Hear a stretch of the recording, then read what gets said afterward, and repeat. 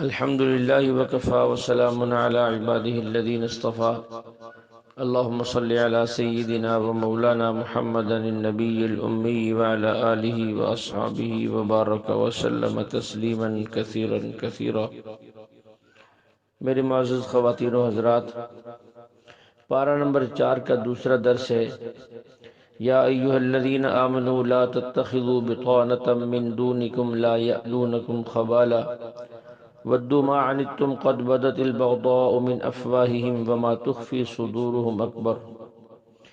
اس میں مسئلہ یہ بیان کیا جا رہا ہے کہ منافقین اور کفار سے دلی دوستی مت کرو، ان سے قلبی تعلق مت رکھو، کیونکہ یہ وہ لوگ ہیں جو تمہیں ہر وقت نقصان پہنچانے کی فکر میں رہتے ہیں۔ ان کے دلوں میں تمہارے لیے بغض اور حسد چھپا ہوا ہے۔ ان کی اعلانیہ باتوں سے زیادہ سخت ہے جو ان کے اندر چھپا ہوا ہے۔ ان کی چاہت یہ ہے کہ مسلمانوں کے دین کو بھی تباہ کر دیا جائے اور دنیاوی اعتبار سے بھی ان کو پریشان رکھا جائے۔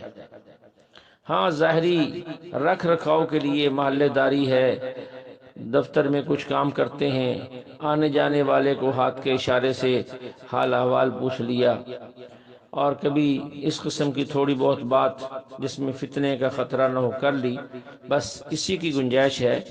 اور ایسے موقع پر بھی علماء سے رابطہ کر کے ان سے معلومات کر لینی چاہیے کہ کس حد تک جو ہے ہم ان سے لین دین اور معاملات کر سکتے ہیں۔ اس کے بعد جو ہے کچھ غزوات کا ذکر ہے، خصوصاً غزوہ بدر کا۔ وَلَقَدْ نَصَرَكُمُ اللَّهُ بِبَدْرٍ وَأَنْتُمْ أَذِلَّةٌ۔ یہ غزوہ بدر پہلا غزوہ ہے، پھر غزوہ احد ہوا، غزوہ حمر الاسد ہوا، اسی طرح غزوہ حنین ہے، خندق ہے، اور ذات الرقاع ہے، اور طائف کا غزوہ ہے، پھر فتح مکہ کا غزوہ ہے۔ بہت سے غزوات ہوئے ہیں، اور یہاں تفصیل سے غزوہ احد کا ذکر ہے۔ تقریباً 50 سے زائد آیات جو ہے اسی پر مشتمل ہے۔ یہاں دائیں بائیں اسلام کی سب سے پہلی جنگ جس میں حق و باطل کا فیصلہ کیا گیا وہ جنگ بدر تھی، جس میں مشرکین مکہ کو شکست ہوئی، ان کے 70 لوگ مارے گئے اور 70 لوگ گرفتار ہوئے۔ بڑی ذلت کے ساتھ انہیں واپس لوٹنا ہوا۔ انہوں نے اس کا انتقام لینے کے لیے بھرپور تیاری کی۔ 3 ہجری میں پھر انہوں نے مدینہ منورہ پر چڑھائی کی۔ مقام احد پر، احد پہاڑ اور مدینہ منورہ کے درمیان میں جو میدان ہے احد کے متصل، وہاں یہ جنگ ہوئی۔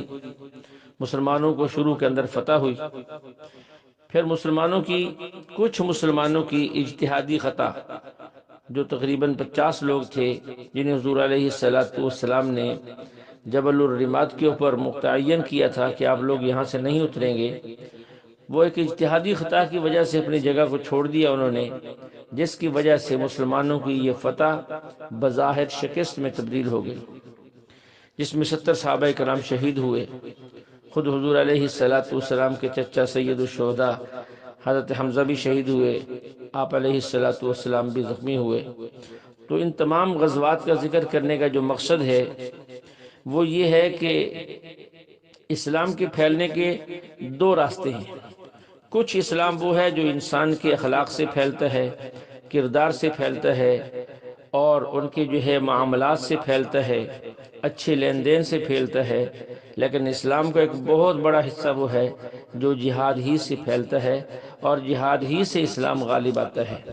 اس لیے مسلمانوں کے اندر سے کافروں کا ہمیشہ سے یہ وتیرہ رہا ہے کہ وہ جذبہ جہاد کو ختم کر دیں، لیکن مسلمانوں کو، مرد ہو یا عورت، ہر وقت اسلام کے لیے جان اور مال لگانے کی ہر وقت ان کے اندر جذبہ موجود ہونا چاہیے۔ ایسے ہی لوگوں کی قدموں کو وہ کامیابی چومتی ہے۔ اس کے بعد جو ہے سود کی ممانعت کو بیان کرتے ہوئے آگے جنت کی وسعتوں کا ذکر ہے، اور اس کے بعد حضور علیہ السلام کی ایک عجیب صفت بیان کی گئی ہے۔ آپ کی ہر صفت عجیب تھی۔ اللہ فرماتے فَبِمَا رَحْمَةٍ مِّنَ اللَّهِ لِنْتَ لَهُمْ، اے محبوب یہ تیرے رب کا کرم ہے، تیرے رب کا فضل ہے کہ تو نرم دل ہے۔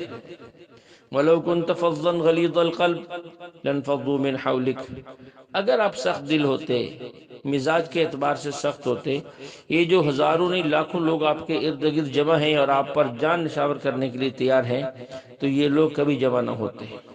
اس لیے مسلمان کو انتہائی اچھے اخلاق والا ہونا چاہیے، نرم مزاج والا ہونا چاہیے، سب کا خیر خواہ ہونا چاہیے، اور سب کی برداشت کرنے کی قوت ان کے اندر ہو۔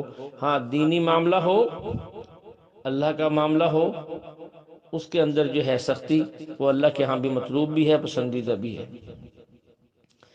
اسی پارے کی جو سورت چل رہی ہے آل عمران، اس کے آخر کے اندر جو آخری رکوع جسے ہم کہتے ہیں، جو آیتیں ہیں یہ ایک خاص موقع پر نازل ہوئی، اس کے اندر ذاکرین کا ذکر بھی ہے۔ اللہ فرماتے ہیں الذین یذکرون اللہ قیاما وقعودا وعلی جنوبہم ویتفکرون فی خلق السماوات والارض ربنا ما خلقت هذا باطلا سبحانک فقنا عذاب النار۔ اللہ نے پہلے دلائل قدرت ذکر کیے ہیں، پھر ذاکرین کی شان بیان کی گئی ہے کہ یہ میرے ایسے بندے ہیں، اٹھتے بیٹھتے لیٹتے ہر وقت مجھے ہی یاد کرتے ہیں، اللہ کی بنائی ہوئی مخلوق میں غور کرتے ہیں، اور ہر لمحہ اور ہر گھڑی، ہر لمحہ اور ہر گھڑی اللہ کی بنائی ہوئی مخلوقات میں غور کرتے ہیں، اور اپنے دست دعا اللہ کی طرف بلند رکھتے ہیں کہ یا اللہ ہمیں یہ بھی معاف کر دے، یہ بھی معاف کر دے، یہ بھی معاف کر دے، یہ بھی عطا کر دے، یہ بھی عطا کر دے۔ اللہ فرماتے ثوابا من عند اللہ واللہ عندہ حسن الثواب، ایسے لوگوں کے لیے میں نے بہت کچھ تیار کر رکھا ہے۔ اور بالکل آخر کے اندر پھر انہی اہل ایمان کا تذکرہ ہے، یا ایھا الذین آمنوا اصبروا وصابروا ورابطوا واتقوا اللہ لعلکم تفلحون۔ اہل ایمان کو حکم ہے کہ جب تم دین پہ چلو گے، ایمان پہ چلو گے، اعمال پہ چلو گے، میدان میں نکلو گے، دشمن سے آپ کا مقابلہ ہوگا تو بہت سے مسائل اور مصائب آئیں گے، تو اللہ حکم دیتے ہیں کہ ایسے موقعوں پر صبر کرو، مصائب کی وجہ سے دل چھوٹا مت کرو، بزدلی نہ دکھاؤ، شجاعت اور بہادری کا مظاہرہ کرو، ڈٹ جاؤ، اسلامی ملکوں کی سرحدوں کی پہرہ داری بھی کرو، اور اللہ کے کلمہ کو بلند کرنے کے لیے آگے سے آگے بڑھتے چلے جاؤ، اور ہر معاملے میں اللہ سے ڈرتے رہو۔ اگر ایسا کرو گے اللہ جل شانہ جو ہے تمہیں دنیا میں بھی بلند کر دیں گے، آخرت میں بھی بلند کر دیں گے۔ اللہ ہمیں احکام شریعت پر عمل کی توفیق عطا فرمائے، اور شریعت اسلام کا ہمیں پہرہ دار بنائے، اور ایسا پہرہ دار بنائے جیسا کہ ہمارا رب چاہتا ہے۔ اللہ سے دعا ہے اللہ ہمیں کلام کو سیکھ کر سمجھ کر عمل کی توفیق عطا فرمائے۔ وآخر دعوانا ان الحمد للہ رب العالمین۔